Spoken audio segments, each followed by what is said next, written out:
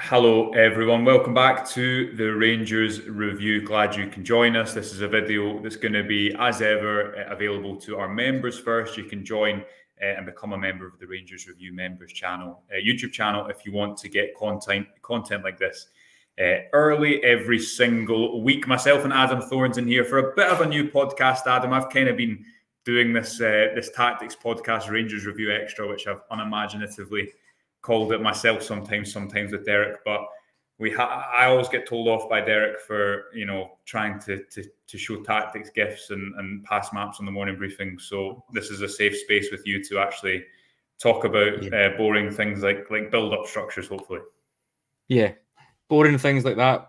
We'll save the morning briefing for. We should bring Neil Warnock in and make him president of the world. Yeah, exactly. All those highbrow discussions that Derek has. Exactly, and as actually, the former is a shout that Derek did have, so don't let him forget it. But listen, today we're going to talk about Chef Day. We're going to take different topics every week. So if you want to see something specifically covered, we'll use our stats bomb data. We'll use some Y-Scout gifts. If there is a specific topic you'd like to see us cover on a week-by-week basis, something Rangers tactical, whether that be an individual player, whether it be an overall concern or something that you think is going well, do raise it, and we'll do our best to cover as much as possible. But today, Adam, we're going to speak about Chef Day. We had an article on the Rangers Review about him over the past couple of days. We're going to speak about his individual performance against St Johnstone, which, listen, it wasn't the best individual performance I've ever seen, but it was good. It showed us a little bit about the player, and I think it told us quite a lot about Clement's style of play, what he wants from his fullbacks, and that style of play question has been something that's been levelled at him a fair amount over pre-season. So I guess before we get into it, what did you make of Chef Day the weekend against St Johnstone? We're going to throw up some gifs and images from the game. It was his first real outing in a competitive game at left-back. Obviously, he played away at Union Berlin, where Rangers conceded a lot. I think that had a lot to do with Oscar Cortez on that day as well, but I would describe his performance as quite fun, and Rangers have not had a lot of fun performances in recent months. Is that fair? I think that's the key. Was it terrific? Was it better than some of the performances we've seen from maybe Sima or the likes over the last year or so? Probably not in comparison to really good performances, but in comparison to what we've seen in the last couple of months. At the end of the season and the start of this season, there was certainly a lot to like about it. On that left-hand side, I know he was playing as a left back, but for me, most of it will be what he did going forward. So yeah, I would say so. There's a lot of good things. There's a lot of things I've been hoping that we would do in terms of fullbacks that can pass and move, fullbacks that can take the ball on either side, fullbacks that can invert or go down the flank, fullbacks that can get beyond and hit the byline and cut back, all those sort of things that we haven't really had on the left-hand side for a number of years or ever, really, that we've seen bits of from him. So yeah, I would say fun, promising, but obviously not huge amounts to shout about right now, given it is only at the basis of one game. But yeah, certainly there was a lot to like about it. Yeah, not something to maybe draw definitive conclusions from, but at 20, I think there's going to be some growing pains with Chef Day, but you'd expect that. He does look ready to contribute, especially with the ball. The way I describe it, and I've coined a new phrase, which again, I've been taking some stick about in Rangers Review Towers, which is a big space player, which doesn't really roll off the tongue. But what I mean by this is, you're right, we're going to look at some of the ways that Jeff Day gives you variation at fullback and all that. We mean by that is that he's not just doing one thing. He's not just crossing the ball. He's not just carrying the ball, not just moving inside or outside, but he did a lot of different things in the game, which just at a very basic point makes it more difficult as a defensive team to predict what they're going to do. I think you and I sit next to one another now and again in the press box, Adam, and there's been many games we've watched of Rangers in the past few seasons where they've been so predictable out wide. Even if they've done different things from season to season, they've been really predictable. They haven't had a left-footed player and a right-footed player on the same side. They haven't had players who can do multiple things, which leads to either a lot of crosses or the ball going from side to side. But the reason the big space kind of came to me was if you replace Chef Day with Barisic on Saturday, Barisic was a good player, stayed at Rangers too long, an international player. He had really clear qualities, but he really wasn't suited to, I think, a style of play like Clement's or like Giovanni Van Bronckhorst, especially Clement's, because I think Clement needs players who can progress the ball individually. So as we'll see with some of these clips in relation to Jefty, I think Clement needs players who, because you're not, Beale's football is more about overloading small spaces, technical players, maybe not as many out-and-out athletes in the starting 11. And that was because you progressed the ball as a team, you built play up as a team, there was a lot more rotations, a lot more players going around the ball. Clement's is a bit more restrictive positionally. And I think that's why, if you think of the players who've thrived under him, it's the likes of Diomande or Sterling or even Ridvan or Sima.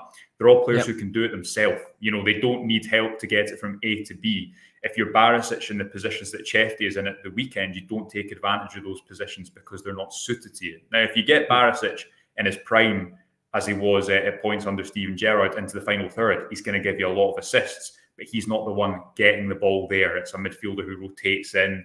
The build-up play is slower. Whereas I think Jefty is a player who does thrive with space ahead of him. So before we go into the clips, is that fair? Do you think that differentiation between, look, here's just a player who's maybe a bit more suited to Clement's style of play, where you don't have as much help as a left-back building the play and you've kind of got to go and do it yourself?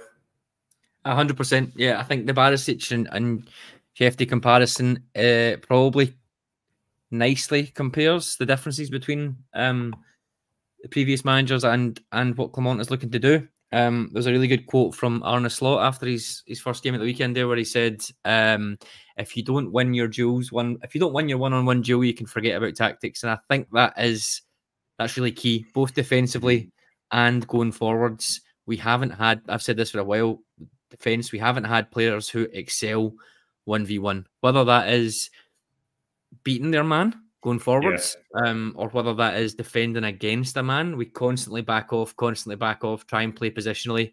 I think with Jefty, with Sterling, with Barron, with Proper, I think we're seeing a little bit of a switch there. Players that are comfortable 1v1 can dominate their man physically and hopefully can play a bit.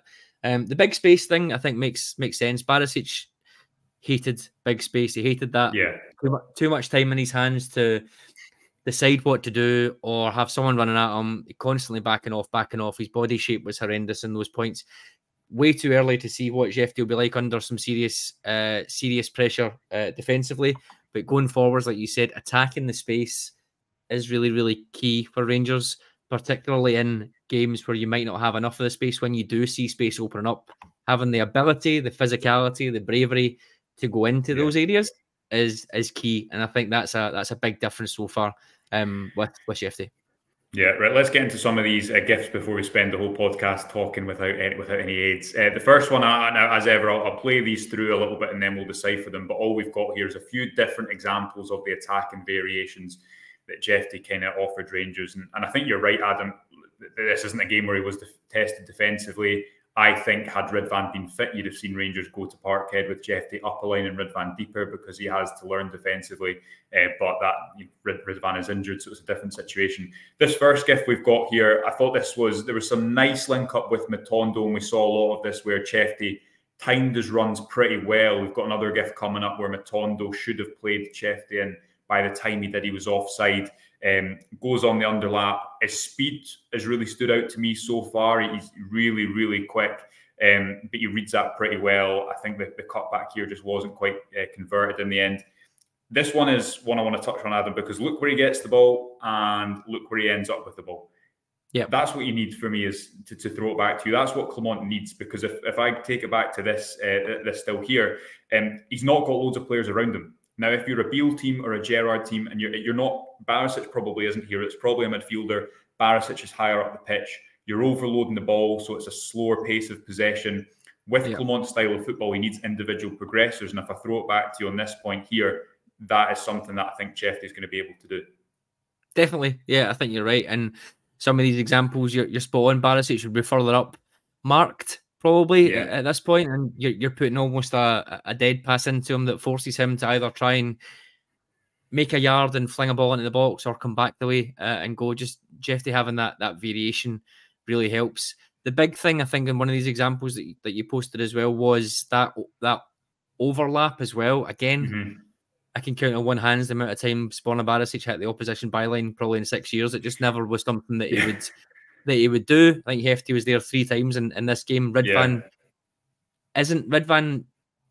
doesn't do it a lot, but he does do it. He's got it in his locker, I think. Shefty just has a different level of physicality, I think, which really helps motoring up and down that wing. So he did that a lot. But what I liked as well about it, Joshua, was every single time he got there, it was a different variation of a cross or a pass.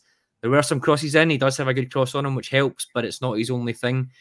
I'm not sure if it's the example that you shared or one of the later ones, but I like the one where he delayed until Danilo found the inch of space, and Danilo probably should have scored from it.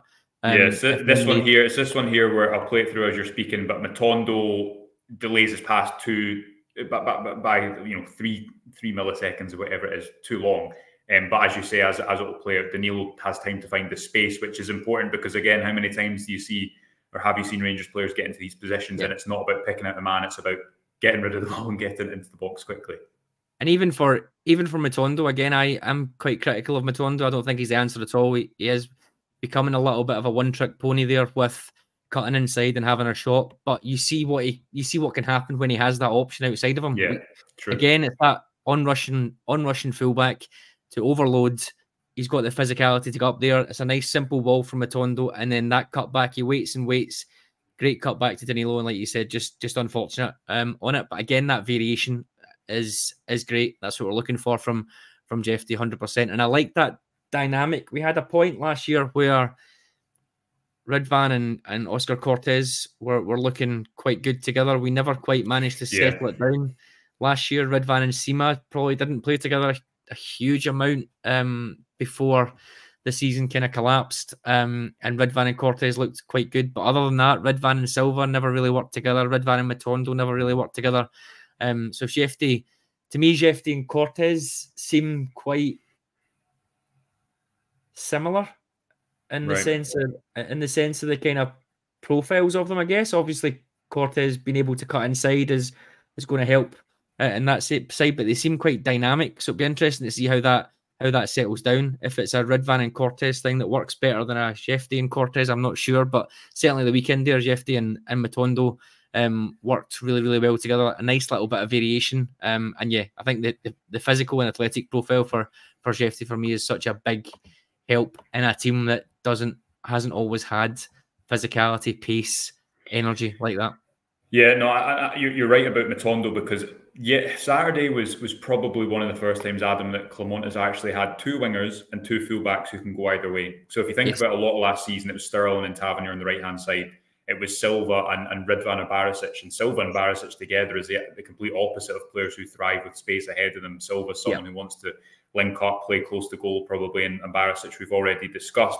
But just even at like the small details of, if you look at Matondo in this situation, the way that his marker has to approach him, knowing that he could cut inside, is what opens up that space on the outside for Chefty, which I think is right. And you're right to caveat that he's going to be tested defensively. I think you'll see some defensive errors with him. We covered this when he signed, but he's got a tendency to always tackle with his left foot, and he's clearly someone who enjoys going forward more than he does going back the way. But that is the requirement of a lot of the domestic football at Rangers. Want to throw up this pass network from the Motherwell game recently, Adam, because I know you wanted to speak a little bit about this, and this is just charting the average passing position of Rangers players in the 2-1 win over Motherwell. And this is, again, it was Wright and Cherney on the wings in this game, and Ridvan and Tavernier. Scott Wright isn't a natural left winger, but he was kind of utilised as one at points.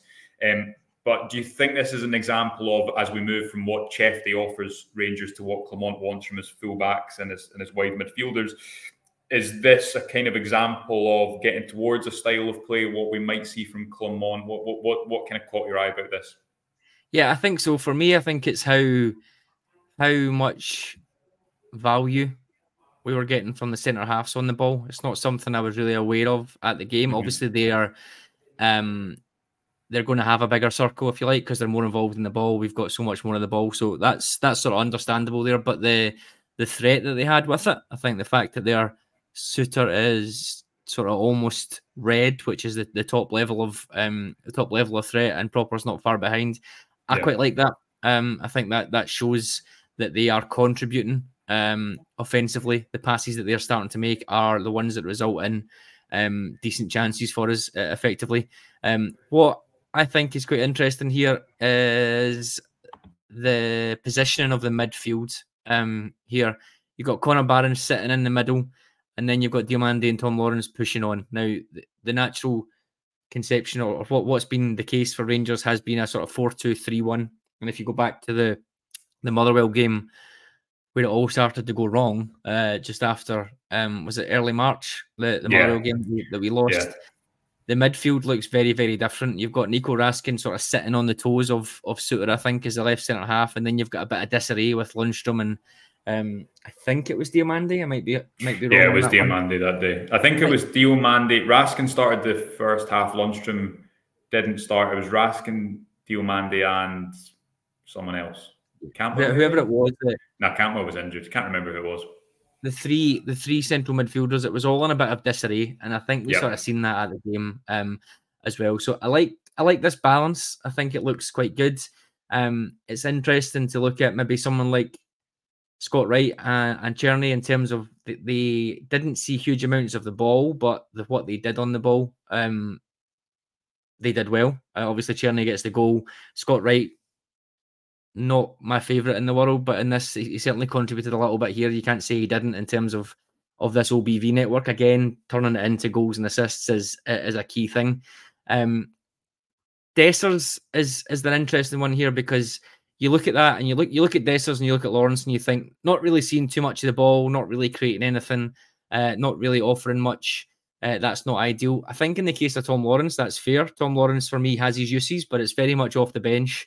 For me right now, last 20 minutes or so, if you need a goal, I don't think Tom Lawrence is anywhere near being a first 11 player for me. But the Dessers point, I think is interesting because there's many teams who do this who don't have their centre forwards involved in the play. The centre forwards don't really offer much. You look across the city to Celtic, and Kyogo has done that for a few years. He'll have low numbers of passes per game, but he's involved in the box when he needs to be. And I think that's something that I'm hoping that we start to look at. If we can get not Scott Wright, Tom Lawrence, but if we can get the players playing in those positions on the ball more, creating more, if we get Jefty hitting the byline more often, if we get Cherney cutting in, and we're giving Dessers better opportunities, if we ask him to do less, you think of the amount of times he drops deep or he picks up the ball in a difficult area and he has to chop and he has to think about things and it doesn't really work. If we're able to effectively isolate him in the box in a key moment and just give him the opportunity to score, I think that would go a long way to helping out, because as it stands just now, we don't particularly play to his strengths. I don't think we ask him to do too many things I'm not sure he's 100% comfortable with, capable of, and what you see is basically he becomes a lightning rod for criticism when he misses chances that are easy, but also chances that are a bit more difficult as well. So I think it's all about how we attack. And if that Shefty piece helps, if Cherney helps, if we get Cortez back and we're able to create chances in a more consistent way with clearer patterns so that Dessers knows, if I make the run to the near post, Jefty's going to find me with the ball. If I make the run over the last defender, Cherney's going to slip one through, as he did at the weekend or the weekend before from Motherwell. If we know these things and these patterns are starting to form, then I think that will really help Dessers. But yeah, I think it's a really interesting diagram to sort of pick out, because it's not necessarily small circle equals not very good. It's more more nuanced than that. Yeah, and as well as that, people might be watching this thinking, well, I thought fullbacks weren't providing the width anymore under Clement. And it leads us nicely into what you would categorise a Clement fullback as. I don't think he's using inverted fullbacks. I don't think he's using overlapping fullbacks. I think he's using a mixture of them. So if you look at this diagram, I'd expect, as and when Rangers improve in possession, I don't think they're great in possession in their own half yet. And we're going to come on to that in future episodes. If you look at their best performances under Clement last season, it was like Hearts at home, Ross County at home, periods of the Aberdeen game at home. They're able to get the ball quickly into the opposition's half and then keep them there. And that's when you see the fullbacks come inside. So I'd expect with these diagrams to gradually see the fullbacks get narrower and gradually see the wingers get wider. If you look at them, I'll throw up this here. This is Chefty's touch map. On the left is where he received passes against, who was it, St Johnstone, and on the right is his kind of his heat map where he made his actions. This is probably quite a nice diagram of how Clement uses his fullbacks for me so far. Yeah. In his own half, it's about stretching the play. He doesn't want to spend that much time in his own half. He's not that fussed about possession. He's quite happy to go direct, and that's been an issue for Rangers at points. And Proper should solve that a bit. Individual progressives like Chefty should solve that a bit. But he's rare. He's not, rotating in as a second midfielder. If I move it quickly to what this looks like in action. Sorry, that's the wrong one. What this looks like in action. It's normally this 4-2 shape. Fullbacks wide by the touchline. 2 central midfielders in the middle, and it's about trying to get the ball forward quickly. But then as the play moves gradually into the opposition half, you are seeing him move into the centre more. Yes, he's still overlapping. Yes, he's still getting to the byline, but you're going to see a little bit more of this type of thing where, although this is an extreme example, Tavernier and Chefty are inside, the wingers are outside. This is a shot that Tavernier attempted that went over, and it's therefore about protecting Rangers in transition, but that's going to happen less in their own half because Clement just wants to move the ball forward quickly. I'll just read a quote, Adam, before I throw it back to you on this. Goldson and Suter both spoke about this idea of rest defence last season. That rest defence effectively being what is your structure when you have possession so that you don't go and concede lots of counter-attacks. And Michael Beale would have had that, but the formation of it would have been different. This is Goldson speaking. He says, the gaffer bangs on about our attacking, when we were attacking our organisation behind the ball. I think we're much less prone to counter-attacks. We managed to play in waves and keep the opposition in their own half. That's the way the gaffer wants to play. Every time a ball is cleared, it has to be us first to counter-press as quickly as we can. John Suter speaking, saying the manager wants a whole team to work as a unit out of possession when we're in possession, thinking defensively. That's not anything that extreme, but the way that Rangers have kept opponents pinned back in their opposition half has changed, or the way they should keep opposition teams pinned back in the defensive half. Again, that comes down to the suitability of players. Barisic isn't that comfortable in the middle, right? So if you think back to when Rangers were conceding all these counter-attacks last season, where it really got bad for them, Hibs at home in that 3-1 game where they got away with one, Ross County away where it caught up with them. You had this situation where the dynamics weren't right on the left side of the pitch because you didn't have a winger. So Clement's trying to work alternatives to get runs beyond. If you look at the goal that the volley that Tavernier scores to break the goal scoring record against Hibs, it's Lundstrom actually making that run beyond who crosses the ball. And obviously the flip side is then you need a midfielder or a winger who's comfortable being at the base of the triangle, as it were, to cover the middle, and neither Fabio Silva or Barisic are. So to throw it back to you, I guess something that we've seen in pre-season is this theory of one pass can cut through the Rangers midfield, etc., etc. And Chefty probably out of possession gives you that option as well, where he is comfortable moving inside the pitch at the right time, but he's not an inverted fullback. But Clement probably doesn't want an inverted fullback. He wants it to be different in his half compared to the opposition half. Have I made any semblance of sense with that long point? Yeah, no, I agree. I think it's similar. It's similar on the right hand side with Tavernier, isn't it? He's not exactly going to. He's not going to invert in his own half. It'll be as we've seen it the weekend, and we've seen against Motherwell. Even Dynamo Kiev during the week, there was that opportunity that Tavernier had that he probably should have done a bit better with, but he's driving into that sort of inside right channel to get the space. And I think we've seen with Chefty as well.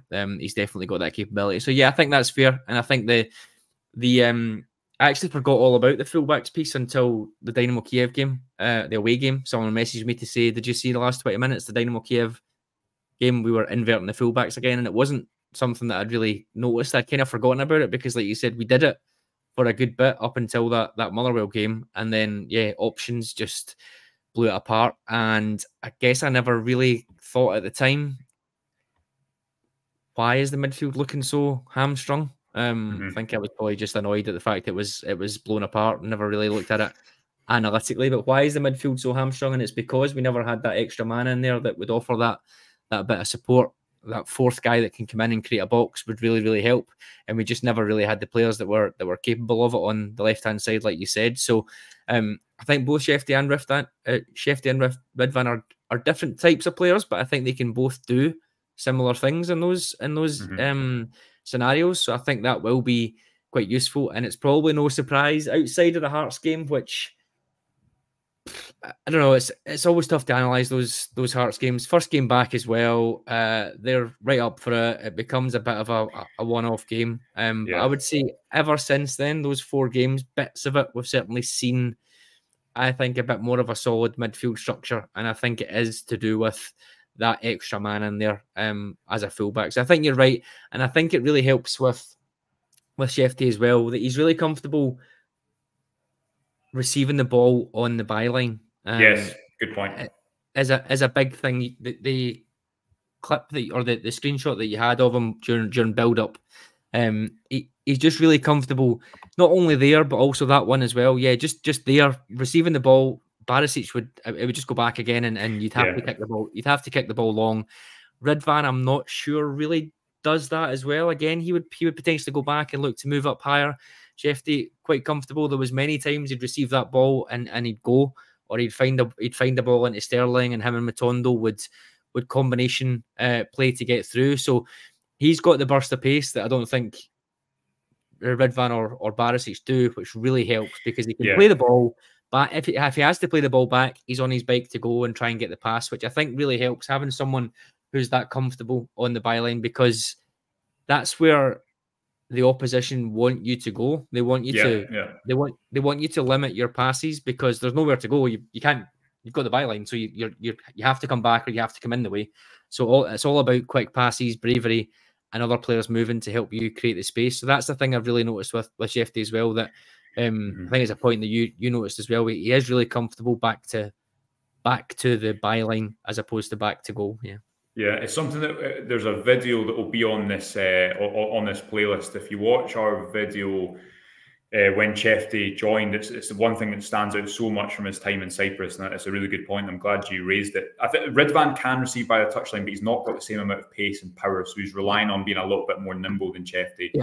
But you're right, what's happened so much at Rangers in recent seasons, James Tavernier doesn't have the legs he once did, so he can't really escape inside anymore. So opponents know, okay, if I trap the Rangers fullback by the touchline, it's going to go backwards. But then the flip side from that, from a Rangers point of view, is if teams aren't going to press you that much, then it's an opportunity to go through the press.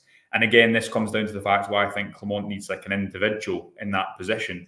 Because you're right, if you put Barisic there, he's never going to skip inside his man. And this, Jeffy doesn't do it in this example, but you see he has the ability to do it. He's not going to skip inside his man and create a free man elsewhere.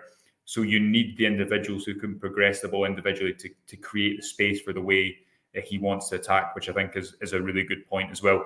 Adam, anything we've missed on Shefty? I guess we should caveat the fact, but it sounds like we've been talking him up as if he's going to be make Rangers loads of money next summer. I think, just so I don't get shouted at in about 2 months. Nah, I'll go out on a bit of a limb. I think he is ready now for the first team. You can see that quite clearly. That's not controversial.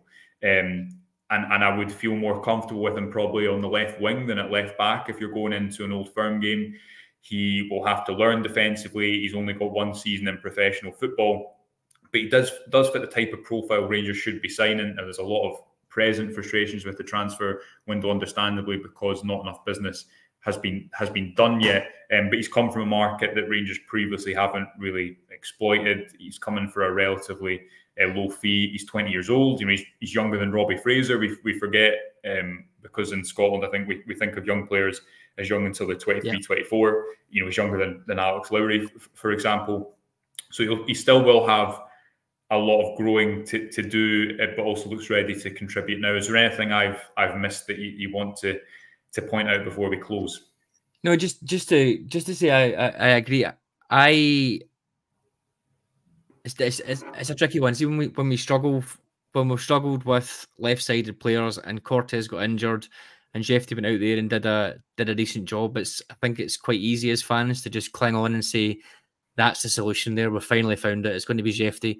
For me, I think for how we play, 90% of the time, I think he would be, for me, he's a left back who can step onto the game. Some of those qualities we've spoken about, the combination play, I think it's all sort of coming from deep. Giving him the ball on that flank and asking him, like the way that we give Matondo the ball sometimes, and not to have a runner going beyond him. I think Shefty, all he will do, and I'm not saying it'll be wrong, is the majority of the time he'll put a cross into the box. I think he feels like that type of guy in the final third. So I think his skills, maybe similar to Tavernier on the other side, are more sort of coming on to the play and been able to see the game ahead of him. But that's not to say that obviously in a game where he has to defend more, it might be a better option to put him up there, like you said, and have a little bit more physicality and pace. I think he's certainly got much more to his game as a left-sided attacker than Dujon Sterling has the right-sided attacker, for example. So I think that might overall be a net positive, but I wouldn't really want him to be a left winger in a game where we're having to break teams down. I think we should have other players for that. If it's Cortez, great. If someone else comes in, that's great too. If it needs to be Jefty and we go with Fraser and Ridvan as the left backs, then fair enough. But for me, for Jefty, I think I would like to see him more as a fullback and dealing with that role going forwards, at least 90% of the time. So yeah, I think that's pretty much everything we wanted to cover. Brilliant. Well, listen, we hope you have enjoyed our inaugural Rangers Review Extra together. We'll start it again. If you want to watch these videos before they go out to everyone on YouTube, you can become a YouTube member. Remember as well, all this content is available first on the Rangers Review the day after a game, or sometimes the night of a game, with pieces like this looking at some of the stories behind the story on a match day as Rangers kick off the 2024-25 season. But until next time, thank you to Adam for joining me. Appreciate you all watching, and we'll speak to you soon. Bye for now.